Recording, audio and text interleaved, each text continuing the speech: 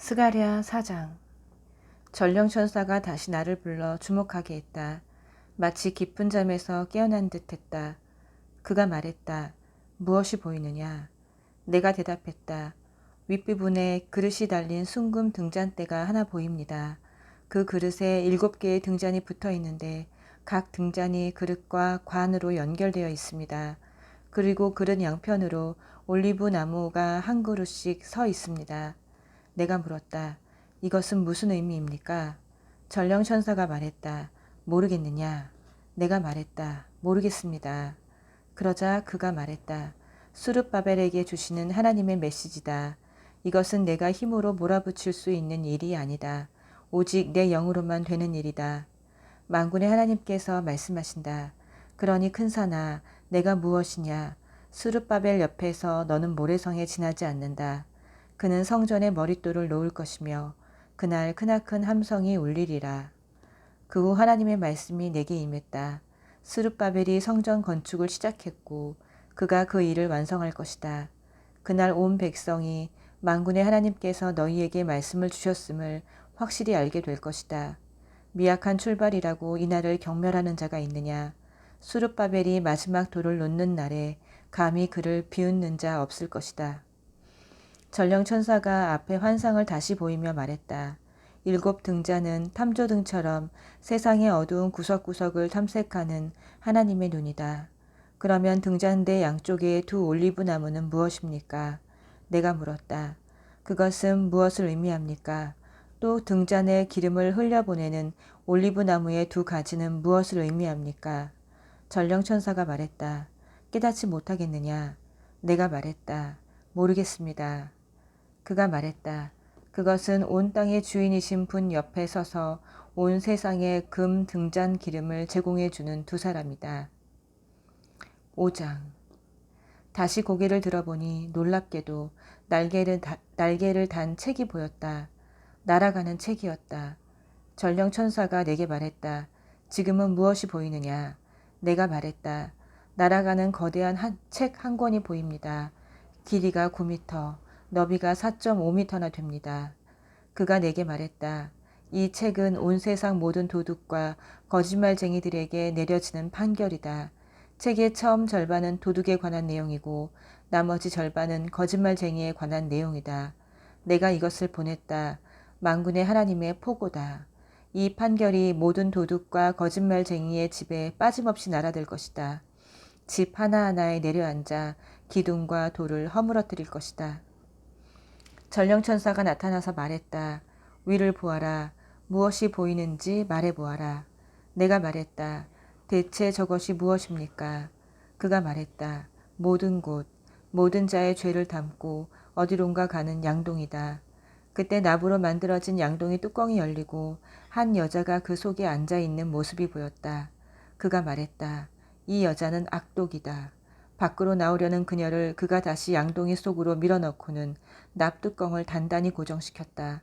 그 다음 내가 위를 보니 놀랍게도 여자 둘이 날아가는 광경이 보였다. 날개를 활짝 펼친 그들이 큰 양동이를 공중으로 들고 올라갔다. 내가 전령 천사에게 말했다. 저들이 저 큰 양동이를 어디로 가져가는 겁니까? 그가 말했다. 동쪽 신할 땅으로 가는 중이다. 거기서 그들은 창고를 하나 지어 거기에 양동이를 보관할 것이다. 6장. 다시 고개를 들어보니 또 다른 기이한 광경이 보였다. 2 산 사이로 전차 4대가 돌진해오고 있었다. 2 산은 청동으로 되어 있었다. 첫째 전차는 붉은 말들이 끌고 있고 둘째 전차는 검은 말들이, 셋째 전차는 흰 말들이, 그리고 넷째 전차는 얼룩말들이 끌고 있었다. 말들은 모두 힘이 셌다. 내가 전령 천사에게 물었다. 이것은 무슨 의미입니까? 그가 대답했다. 이들은 하늘의 내 바람으로 온 땅의 주인이신 주님이 보내셨다. 검은 말들은 북쪽을 향하고 바로 그 뒤를 흰 말들이 따른다. 얼룩말들은 남쪽을 향한다. 힘센 말들은 온 땅을 순찰하러 가고 싶어 발을 구르며 흥분했다. 전령 천사가 명령을 내렸다. 가라. 온 땅을 조사하여라. 그러자 그들이 사방으로 달려나갔다. 천사가 나를 불러 말했다. 저들을 보아라. 북쪽으로 가는 말들이 나의 영을 나르고 있다. 고요하고 견고하다. 북쪽으로 가는 말들에게서는 더 이상 문제가 없을 것이다. 그런 다음 하나님의 메시지가 내게 임했다. 바빌론으로 사로잡혀 갔던 헬데와 도비야와 여다야에게 예물을 거더라. 그들이 방금 이곳에 도착했다. 지금 스바냐의 아들 요시야의 집에 있으니 그들에게서 은과 금을 거두어 그것으로 왕관을 만들어라. 왕관 하나는 여호사닥의 아들 대제사장 여호수아의 머리에 씌우고 그에게 이 메시지를 전하여라. 만군의 하나님의 메시지다. 정신 바짝 차려라. 여기 가지라는 이름을 가진 사람이 있다. 그가 지금 있는 곳에서 가지처럼 뻗어나와 하나님의 성전을 지을 것이다. 그렇다. 그가 바로 하나님의 성전을 지을 사람이다. 또한 왕좌에 앉아 왕의 역할을 맡아서 통치할 것이다. 왕자에 앉은 제사장이 될 것이다. 그는 왕과 제사장이 조화롭게 공존할 수 있음을 보여줄 것이다. 다른 왕관은 왕권의 상징으로 하나님의 성전 안에 두어라. 헬렘과 도비야와 여다야 그리고 스바냐의 아들 헨이 그것을 관리할 것이다. 먼 곳에서 사람들이 와서 천막을 치고 하나님의 성전 짓는 일을 도울 것이다. 이 일은 만군의 하나님께서 너희에게 말씀하셨다는 확증이 되어줄 것이다. 이 모든 일은 너희가 온 마음으로 너희 하나님의 목소리에 응답하고 순종할 때 이루어진다. 7장 다리오 왕 4년 9째 달 4일에 하나님의 메시지가 다시 스가랴에게 임했다. 베델 성읍이 사레셀과 레겜 멜렉이 이끄는 대표단을 보내어 하나님의 축복을 구하고 만군의 하나님의 성전 제사장과 예언자들과 의논하게 했다. 그들은 이렇게 물었다. 예루살렘 멸망 70주기인 금년 8월에도 늘 해오던 것처럼 애국과 금식을 위한 날을 하루 정해서 지켜야 합니까?